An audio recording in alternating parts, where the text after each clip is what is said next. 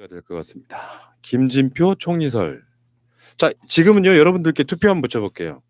김진표 총리 좋다, 환영한다 1번, 김진표 총리 난 반대한다 2번. 빨리 투표 한번 바라겠습니다. 그 투표의 방향에 따라서 우리 방송의 내용이 달라집니다. 우리 여론을 굉장히 충실히 반영해요. 참 압도적으로 2번이 올라오고 있네요. 일이 없네. 일이 없네, 진짜 일이 없네. 어쩜 이렇게 한결같으실 수 있나. 설사 그런 결과가 나오더라도 우리했던 결과가 나오더라도 우리는 반대할 생각은 없어요. 애초에 우리는 방송을 그렇게 만들어 왔기 때문에 우리의 컨셉이긴 합니다만 자, 어쨌건 많은 언론들이 김진표 총리 유력함을 띄우고 있더라고요. 어제 MBC 같은 경우는 사실상 확정이다 표까지 나올 정도였으니까. 그러니까 언론에서 그렇게 이야기하는 게 더 의심스러워요. 그동안 우리는 언론을 문제 있다, 언론 의심스럽다, 믿을 수 없다고 이야기를 하다가 이런 하마평만 나오면 정말? 하면서 뭔가 진짜인 것 같이 믿는 쪽으로 가는데 네. 저는 언론에서 밀리기 때문에 더 아닐 거라고 네. 봅니다. 자, 하마평 틀린 경우 많아요. 네. 뭐 어떤 경우는 페이크인 경우도 있어요. 언론의 관심이 막 집중되는 사이에 다른 사람이 의외의 인물이 툭 튀어나오기도 하는데 김진표 총리가 된다고 하면 반대할 생각은 없지만 아직까지 정해진 게 없기 때문에 제가 몇 가지로 한번 분류해서 말씀드려 볼게요. 김진표 총리가 안 되는 이유. 많은 언론들이 경제부총리 출신이라는 점을 부각하고 국정기획위원회 위원장이었기 때문에 남은 국정과제는 알아서 해결해 주길, 마무리해 주길 하는 그런 의미라고 하던데, 첫 번째, 김진표 의원이 총리가 되면 문재인 정부 개혁성은 사실은 사라져 버립니다. 가장 민주당에서도 보수적이고 종교인 과세라든지 이런 부정적인 이미지가 되게 남아 있잖아요. 최근에 몇 달 전에 깜짝 놀랐던 사건 하나 있었죠. CCTV 설치하는 거 수술실에. 그거 공동 발의했다가 언론의 스포트라이트는 다 받고 나중에 본인이 빼버리죠. 그러니까 공동 발의한 그 이름에서 빼버린단 말이에요. 개혁성이 그렇게 사라지는 측면. 그게 하나고, 두 번째는 지금까지 그 문재인 정부 출범하고 민주당 이해찬 대표의 어떤 그 지도부가 만들어질 때 과정에서도 상당 부분 어떤 분열의 아이콘으로 섰던 그런 측면들 때문에 많은 국민들이 김진표 의원이 총리하는 건 반대한다는 여론이 있다고 저는 보는데, 이 여론을 문재인 대통령이 무시할 수 있겠느냐. 그거 감안하고도 임명하신다면 나는 반대할 생각 없단 말이지만 아직 안 하셨다면 한 번 더 생각해 보시라고 말씀드리고 싶어요. 잠깐 이렇게. 저는 또 하나 생각나는 게 방금 말씀하신 것도 있지만 예전에 2018년에 정청래 의원이 이런 트윗을 한 적이 있어요. 최순실 은닉 재산 환수 반대한 사람은 김진표. 저는 이때도 김진표 의원이 충분히 자유한국당 측에서 많이 주장을 했다고 생각하거든요. 그때 당시에 최순실의 은닉 재산을 환수를 반대한다는 건 있을 수 없는 상황이었는데도 불구하고 본인은 소신을 그게 이게 펼치셨죠. 민주당의 정치적 다양성에 대해서 이야기할 때 민주당은 거대 정당이기도 하고 민주당 진보를 표방하지만 그러니까 스펙트럼이 다양한 정치적 색깔이 함께 담겨져 있는 큰 그릇이다. 그래서 정의당하고 접점을 가진 사람도 있고 자유한국당과 접점을 가진 사람도 있다. 그렇게 표현할 때 자유한국당과의 접점이 누구일까? 저는 너무 뻔하다고 보거든요. 저는 잠깐만요. 네. 의원님의 의견은 정치인이시고 네네. 민주당의 중요한 분 중에 한 분이시기 때문에 신중하셔요. 네. 아니, 저는 오랫동안 좀 같이 일을 해왔기 때문에 제가 국회 교육위에서 이제 여당 간사할 때 교육부총리를 하셨고, 또 한 번은 이제 정책위의장 하실 때도 그랬고, 비교적 가깝게 일을 많이 해왔습니다. 근데 저는 관료 출신들이 갖는 업보라는 게 있는 것 같아요. 보면. 그러니까 역대 교육부 장관들도 보면요, 오히려 일을 잘한 건 정치인 출신들이 잘했어요. 관료 출신들은 기본적으로 그 늘공 체질이 있어서 사실 요직을 다 거쳤거든. 스펙만 보면 이런 사람 없어요. 경제부총리, 교육부총리, 당에서도 정책위의장, 원내대표, 최고위원까지. 그런데 보면 좀 파이팅이라 그럴까요? 노무현 대통령 계실 때도 청와대 인적 구성에 있어서 정책실장을 누굴 하느냐에서도 그때 김진표 그 당시는 이제 뭐 이 양반이 할 거냐 아닐 거냐 가지고 논쟁이 됐던 적이 있었어요.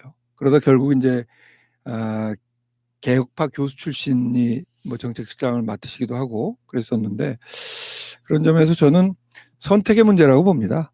어떤 점에서는. 어느 컨셉으로 갈 것이냐. 그렇죠. 왜냐하면 네. 이 관료 사회를 알기 때문에 나머지 2년 반을 안정적으로 관리형 총리로 간다고 본다면 그건 또 나름의 의미가 있을 수도 있어요. 예. 그러나 어떻게 보면 훨씬 더 나머지 2년 반을 역동적으로 내년 총선에서 만약에 더불어민주당이 좋은 성적표를 거둔다면 레임덕 없이 나머지 2년 반을 전반기에 못했던 나머지 2년 화이팅할 수 있는 그 국면이 올 수도 있다고 보거든요.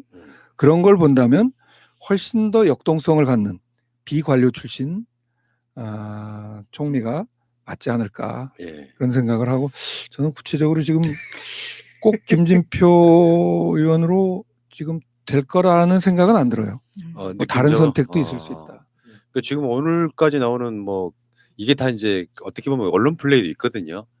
김진표가 유력하다고 뭐 예를 들면은 뭐 방송사에 단독을 하나 줘요. 검찰이 흘리듯이. 그러면 여론이 별로 안 좋아. 그러면 그걸 살짝 바꾸는 것도 과정일 수도 있다고 봐요. 그러니까 막 누구누가 유력하다고 하는 게 아마 모르겠는데 김진표 의원은 이 신상을 들여다보는 개인정보에 관련된 동의를 했을 것처럼 보여요. 요즘 오늘 나오는 거 보니까 만약에 총리가 된다면 열심히 하겠다 이런 뉘앙스가 있었고요. 진영 지금 행안부 장관은 뭐 동의에 디귿자도 뭐 어쨌다고 나는 그러니까 그 동의한 적이 없다. 그러니까 나한테 오퍼가 온 적이 없다는 말 같고 오늘 나오는 것 중에는 김현미 국토부 장관의 뭐 국무총리 썰이 있고요. 한 며칠 전에 봤던 썰 중에는 진대재 전 장관도 정통부 장관 하셨죠? 예, 그러니까 노 대통령 때 그런 암호편까지 나오고 있는데 지금은 이제 법무부 장관이 급하냐, 총리가 급하냐 뭐 이런 썰도 있지만 지금 전체적인 흐름은 법무부 장관을 먼저 임명할 것 같고요. 그리고 나서 12월 초쯤 들어가서 총리가 바뀌지 않을까. 근데 그도저도 안 될 거다 싶으면 이낙연 총리 말뚝 박아야지 뭐 어떡해. 근데 이제 한 가지 고약한 게 조국 장관 인사청문회를 거치면서요. 지금 자유한국당에서는 아마 총선 전략의 일환으로 인사청문회를 노리고 있을 가능성이 커요. 그렇죠. 제가 보기에도 그 인사청문회를 통과할 생각을 하면 이게 또 하겠다는 사람이 쉽게 나타나지 않을 가능성도 있어요. 제가 문재인 대통령인데요. 네. 우리 유기용 의원 교육 전문가니까 교육부 장관 한번 해보실래요? 라고 하면 어떻게 하시겠어요? 저요? 받으시겠어요? 아니면 전 그냥 총선 나갈래요? 하시고. 네, 저는 그냥 총선 나가죠. 네. 뒤가 그려서 그런 거야. 그건 아닙니다. 저는 딸만 셋이라서 애들 병역 문제도 없고 저는 박사 논문 그 체크해요. 요새 중복률 예. 8%니까 저는 15% 이상이 되면 이제 그 의심스러운데 저는 그것도 완벽하고 뭐 저는 걸릴 게 별로 없습니다. 그러나 의원님이 지금 모르시네. 조국 장관식으로 덜면 의원님 다 털려요. 맞아요. 뭐가 나올지 몰라. 아니 그래서 지금 사람 구하기가 어렵다는 거예요. 저런 식으로 털면 안 털릴 사람이 없어요. 자유한국당이 그러니까 그 국무총리가 됐든 법무부 장관 후보자가 됐든 누가 됐든 하나만 나와라 하고 벼르고 있을 거라고 예상이 되는 게 생각이 돼요. 의원님 말씀하고 똑같은 비슷한 이야기인데 이게 그러니까 조국 장관 같은 경우는 재료가 좋아가지고 먹혔단 말이에요. 재료가 좋으니까 언론에 먹혀가지고 100만 건씩 보도가 쏟아졌는데 이번에 어떤 후보자가 지명이 되면 그 후보자의 재료가 좋다 안 좋다를 떠나서 일단 선거가 가깝기 때문에 언론에서 먼저 복기 시작할 거예요. 그래서 그걸 최대한 시끄럽게 떠들기 시작하면서 이게 총선에 영향을 미치려고 이렇게 애를 많이 쓰겠죠. 그러니까 청와대 입장에서도 뭔가 좀 그럴 빌미가 없는 그 상대방 측에서 자유한국당 측에서 뭔가 꼬투리를 잡기 어려운 사람을 딱 내세우려고 네. 고민하지 않나 싶어요. 저는 이제 뭐 어떻게 될지 모르는데 음. 저는 그래서 선택의 문제라고 본 것 중에 하나가 이제 김진표 의원이 이제 그런 점에서는 좀 검증이나 이런 데서는 좀 유리한 측면도 고려하고 있는 거 아닌가 하는 생각은 좀 들어요. 이 양반이 또 기독교 장로기도 하시고 해서 검증 차원에서만 보면 뭐 비교적 괜찮을지 예. 모르겠다. 그러나 아까 말씀드렸듯이 관료 출신이 갖는 원천적인 한계, 그거는 잘 이분이 그 이후 의원을 몇 번 하더라도 그건 또 잘 안 바뀌는 것 같아. 예. 이 역동성은 없는 그러니까요. 이제 그런 느낌을 주거든요. 이낙연 총리는 안정감도 있지만 굉장히 개혁적인 느낌이 있거든요.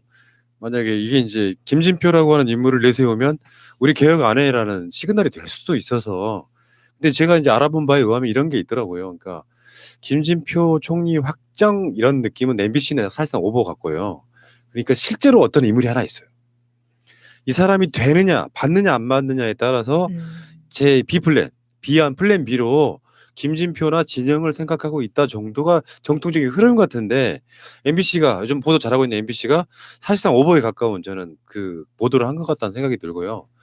실제로 법무부 장관은 제가 전에 한번 며칠 전에 그 낮에 못한 이야기 말씀드린 것처럼 추미애 장관이 될 가능성이 굉장히 높아졌다는 이야기 들었거든요. 본인이 오케이를 하고 자 이제 내 그 검증을 한번 시작해봐 하면 사실상 되는 거거든요. 어떻게 보세요? 추미애 장관이 만약에 추미애 지금 전 대표가 법무부 장관 된다면 어떨까요? 근데 저는 추미애 대표가 맡기로 결심만 하시면 사실은 그만한 카드는 없죠. 우선 지역적으로도 TK고 그 집안 자체가 또 지역 화합의 상징인 그리고 여성으로서 저렇게 다선 의원까지 간 자력으로 그런 여러 가지 점에서의 강점이 있는데 사실은 당 대표까지 지냈단 말이에요. 그렇죠. 그래서 그래서 대개 초선들이 장관 가는 경우는 별로 없고 대개 재선 이상이면 장관으로 간 경우들이 많이 있어요. 그리고 아주 다선들 같은 경우는 지금 굉장히 힘들고 어려운 자리인데 그거를 본인이 맡아주시기만 하면 뭐 더할 나위 없다고 보는데 뭐 광진을 선거도 좀 걱정이 되기도 하고 당에서 어떤 판단을 할지는 조금 저도 잘 판단이 안 됩니다. 근데 오세훈이 광진에서 추미애 뭐 의원이 빠지면 추미애 전 대표가 빠지면은 오세훈이 되라는 법도 사실 없는 부분도 있잖아요. 그렇죠. 그럼요. 네. 그러니까 사실은 거기에 어떤 사람이 나가도 오세훈 이길 수 있다는 어떤 생각이 있다면 두 마리 토끼를 잡기보다는 내가 봤을 때 추미애 전 대표가 이 법무부 장관을 받고 정말로 개혁을 잘 해내 버리면 나는 본인의 그 정치 인생에서의 목적이랄까 목표를 바꿔야 된다고 생각해요. 뭐 국회의장을 노리거나 서울시장 노렸다는 건 대선으로 가면 되지. 그러니까 급을 따지면 분명히 다들 맞는 이야기죠. 그러니까 오선 의원이 당 대표까지 거치고 법무부 장관으로 가는 게 급이 맞느냐? 이제 그런 어떤 관행의 문화보다는 지금 현재 진행되고 있는 검찰개혁, 사법개혁이 얼마나 중요한가, 국민이 얼마나 간절하게 원하고 있는가 이걸 좀 봤으면 좋겠어요. 네. 그래서 분명히 법무부 장관이 그동안 우리 정치 역사에서 좀 힘이 없는 좀 그냥 거쳐가는 듯한 그런 이렇게 분위기가 많이 있었던 건 사실이죠. 그런데 이제는 아니잖아요. 사법개혁, 검찰개혁 정확하게 이루어지고 나면 법무부 장관이 대한민국에서 차지하는 역할이 굉장히 커질 텐데 그 첫 번째 역할을 추미애 의원이 해주면 좋겠다는 생각을 계속합니다. 뭐 역사적 의미가 있다고 생각합니다. 그 검경 수사권 조정되고 공수처 만들어지는 그런 환경 속에서 검찰 개혁을 힘있게 끌어갈 여당 대표까지 지낸 오선 의원 출신이 법무부 장관을 한다면 그건 뭐 더할 나위 없이 정말 역사에 남을 법무장관이 될 거라고 생각하는데 하여간 이게 좀 고등수학이라서 그러니까요. 하여간 그 지역 분들한테 말씀을 들었는데 과거 어느 때보다도 지역 활동을 그렇게 열심히 하신다는 말씀을 들어서 사실은 추미애 대표가 저하고 58년 개띠 이제 동갑내기인데 그 유명한 58년 개. 예, 그 유명한 58년 아. 개띠입니다. 저보다 이제 국회에 더 빨리 들어가시고 뭐 그래서 그랬는데 하여간 장단점이 있다고 생각합니다. 예. 근데 김진표 의원이 거론이 되기 시작을 했던 것이 총리로 조중동이 필두로 달렸단 말이에요. 그래서 저는 이걸 보면서 이거는 안 되겠다. 예리해. 조중동 입장에서는 그 아. 많은 인사들 중에 김진표가 제일 낫다고 생각하는 거잖아요. 그러니까 그들이 원하는 건 무조건 아닌 거잖아요. 우리 마차님이 결정적인 순간에 한마디씩 정확한 얘기를 최고인데? 아. 저는 그리고 이분이 47년생이란 말이에요. 사실 나이가 문제는 아니지만 74 정도 됐으면 사실 내년 총선도 반대하고 싶은 상황이에요. 그러니까 총리보다는 은퇴를 하시는 것을 고려해야 되지 않나 하는 생각이 더 저도 많이 그런 들어요. 이야기 들었거든요. 김진표 의원은 이제 그 당대표 경선 때도 보면은 마치 이해찬 대표가 더 나이 든 것처럼 했지만 사실 한 7살인가 더 연상으로 알고 있거든요. 이런 상황에서 세대 교체 이야기라든지 어떤 보수적 느낌, 뭐 종교인 문제, 아까 말한 CCTV 문제 외에도 상당히 보수적인 그 민주당의 대표적인 인사인데 그런 사람들이 실제로 수원 영통 같은 데 가면은 인기가 없다잖아. 네. 뭐 그건 사람에 따라 다를 수 있겠지만 그러면 그런 사람들이 공천에서 탈락해야 될 사람이 어느 날 갑자기 총리 쪽으로 올라가는 것은 좀 저는 온당치 않다고 느끼고 정치인이라고 하는 게요 뭐가 특별히 달라지는 것이 아니라 정치인 대통령이 인사를 행함으로써 자신의 태도를 보여주는 거예요. 나는 이 사람을 통해서 개혁하고 싶다. 조국 장관이 그렇게 내정돼서 장관이 임명됐던 거거든요. 그러니까 대통령은 인사로서 자기 자신의 이야기를 하는 거예요. 김진표를 내세우면 상당 부분 뭐 최근에 지소미아라든지 이런 것과 관련해서도 상당 부분 많은 분들이 실망하실 건 맞을 거다 저는 이렇게 보는 겁니다. 그러니까 저야말로 70 넘어서까지 정치하는 일은 없을 것이다라고 제 아내한테 늘 그런 얘기를 하는 사람이고 그리고 실제로 그게 맞습니다. 제가 보기에도 후배들한테 길 열어줘야죠. 근데 어느 시기에는 또 나름의 쓰임새. 근데 그 사람이 꼭 총리나 국회의원으로서의 쓰임새가 아니더라도 또 쓰임새가 있는 사람들은 쓰여져야 된다는 생각은 또 가지고 있어요. 방금 말씀을 네. 박지원 의원이 싫어합니다. 박지원 대표님은 나이를 거꾸로 먹는 것 같아요. 저 보면 예, 요새 인터뷰를 하루에 예. 10개씩 하시는데요. 아 그래요? 어쨌건 선거법에는 총선 출마할 사람들은 공직자로 있는 쉽게 표현하면 늘공이든 어공이든 선거 90일 전에는 사퇴를 해야 돼요. 그러니까 그 날짜가 1월 16일입니다. 1월 16일까지 선거 출마할 사람들은 청와대에 있었건 뭐 무슨 장관이건 무슨 일반 공무원이건 다 나와야 돼요. 1월 16일까지 나와야 되는 상황이라서 지금 11월이 이제 말 돼가고 있고 12월 달 안에 전체적인 뭐 딱 그 날짜를 맞추겠습니까? 근데 지금 생각 같으면 그러지 않으세요? 이낙연 총리가 민주당의 투톱으로 와서 한쪽 담당해 주는 것도 좋겠지만 안정감 있게 총선 이후에 근데 또 이낙연 총리도 또 국회의원도 해야 될 거 아니에요. 그러니까 이게 굉장히 아까 말한 고차방정식 고등수학을 풀게 되는 이런 상황이 되는 거죠. 네, 이제 내년에 출마 준비를 하는 제 입장이나 당의 입장에서 볼 때는 절대적으로 이낙연 총리가 당으로 와서 그 선대위원장을 맡아서 전국 선거를 치르는 그러니까 흔히 그런 얘기를 하는데요. 선거 때 누구 손잡고 다니냐가 정말 중요하거든요. 또 당 지도부들이 그런 역할을 해줘야 되는 분들이고 뭐 그런 점에서는 제 입장에서 보면 이낙연 총리가 당으로 돌아와서 내년 총선을 좀 지휘하시는 게 맞겠다 그런 생각은 합니다. 그 흐름을 보면 그러면 돌아오실 것 같으세요? 저는 그렇게 봐요. 당에서 그렇게 지금 원하고 있다고 봅니다. 그러면 의원님한테 아까 교육부 장관은 좀 급이 낮았죠. 자, 내가 문재인 대통령인데 의원 저 유기용 의원 이제 국무총리 한번 해보실 생각 없으세요? 네, 저는 하여간 저는 무조건 이번 총선에 아까 얘기하셨잖아. 제가 홀수 국회의원이 홀수 국회의원. 이제 되실 네, 차례잖아요. 이번엔 제가 될 차례야. 17대 19대 21대 네. 이렇게 해가지고. 그래서 뭘 하더라도 또 그 이후에 그 이후에 제가 왜냐하면 지난번에 이제 아까 말씀하셨지만 0.8%로 좀 석패해서 이번에 어떻게 보면 이제 좀 멋지게 서력을 하고 그 바탕 위에서 또 제가 할 수 있는 여러 가지 일을 할 수 있겠다. 그러니까 현역이 되고 나서 나 정리하겠다. 아. 아니 현역 국회의원이 정리 가능하니까 네. 법적으로 가능하니까 자 단독 유기용 전 의원 총리 거절. 후라님 잘못하셨네요. 왜? 둘 다 할 수 있는데 둘 중에 하나만 선택하라고 했으니까 대답을 못하죠.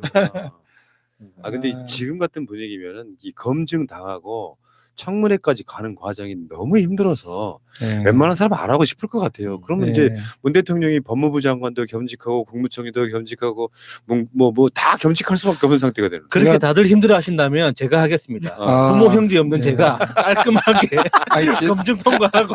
제가 이제 농담 겸 네. 누가 저한테 이제 그 물어보면 저는 이번에 총선 전념하겠다고 하는데 제 큰애가 이번에 이제 제1저자가 됐어요. 그래요? 예. 그 큰일 났다, 무섭다는. 큰일 났다. 그래서 안 돼. 큰일 났다, 큰일 났어. 그게 뭐 저는 뜻도 모르는 이제 무슨 영어 논문인데 그래서 저는 딸이 제1저자라서 안 됩니다. 어디 가서 이렇게 농담같이 얘기를 하는데 정말 아니면 어쩌다가 그런 큰 불효를 글쎄 말이에요. 아이 참. 마약보다 무섭다는. 제1저자. 알겠습니다. 어쨌든 간에 사실은 정치에 있어 가지고요. 제일 재밌는 게 누가 어떤 자리 간다더라. 근데 이런 건 있잖아요. 국민들이 지소미아 종료할 것으로 많은 부분 기대했다가 연기하면 실망하는 것처럼 인사에 있어서는요. 이런 게 있거든요. 우리가 대체적으로 보면 우리 같은 방송의 시청자들은 개혁성이 좀 굉장히 좀 높으신 분들이잖아요. 청취자나 시청자분들 자체의 특성이. 그러면은 우리 같은 방송을 할 때 김진표 국무총리 찬성해요라고 말할 수가 없어요. 발표가 나올 때까지는 좀 더 개혁적인 사람이 우리 어떤 뜻을 받아서 누군지는 모르지만 우리가 밀고 싶은 구체적인 인물도 없지만 이 사람이면 됐다 싶은 정도의 그런 사람을 밀었을 때만이 뭔가 국민들 입장에서는 문 대통령도 우리의 이야기를 듣고 계시는구나. 국민들은 개혁하길 바라는구나. 이걸 아시는구나. 이렇게 이야기할 수 있지 않을까 이런 생각을 해봤어요. 그래서 김진표 총리설이 딱 나오니까 다른 걸 떠나서 저는 그분의 그 보수 성향 이런 걸 떠나가지고요. 민주당 분란의 씨앗이에요. 지금. 그 당시에 이분들이 어떻게 선거운동하고 당대표 경선에 임했는지라든지 이런 것들을 아는 입장에서는 이분은 진짜 안 된다. 최악수를 두실 수도 있다고 저는 보기 때문에 일단은 반대. 하여간 뭐 그런 것들을 종합적으로 고려하셔서 대통령이 인사권을 행사하실 거라고 생각하는데요. 예. 아마 뭐 올바른 판단을 하시겠죠. 자, 마차님께 질문 하나 드릴게요. 지금 청와대 민정수석이 이름이 누군지 아세요? 못 맞출 거야. 당연히 못 맞춰요. 알았더라도 못 맞춰요. 왜 그런지 아세요? 왜요? 언론에 안 드러나잖아. 그래 문제 내가 모르다니 말이 되냐고. 근데 그게 더 좋은 걸 수도 있어요. 왜요? 김종원 민정수석인데 민정수석 같은 자리는 언론에 안 드러나는 것도 좋은 걸 수도 있어요. 네. 그렇기 때문에 이 조국 민정수석이 페이스북 활동할 때 욕을 엄청 했던 거야. 저쪽에서. 근데 그건 패러다임이 바뀐 거라 어쩔 수 없는 거고 스타일일 수도 있는데 김종원 수석이 감사원장 출신이잖아요. 그러니까 검증을 정말 꼼꼼하게 하고 있다. 누가 될지는 모른다. 다만 지금 김진표 확정은 아니다. 그 영순이인 사람이 오케이 하면 모를까? 오케이 안 하면 모를까? 오케이 하는 순간 김진표는 그냥 헌문만 키시다가 총선 출마 못할 수도 있다. 그런 게 아닐까요? 저는 김진표 의원에 대해서 이야기할 때마다 항상 이제 험한 분위기로 이야기가 끝나서 저는 발언을 삼가하겠습니다. 자, 알겠습니다. 오늘 방송 여기까지 마치고요.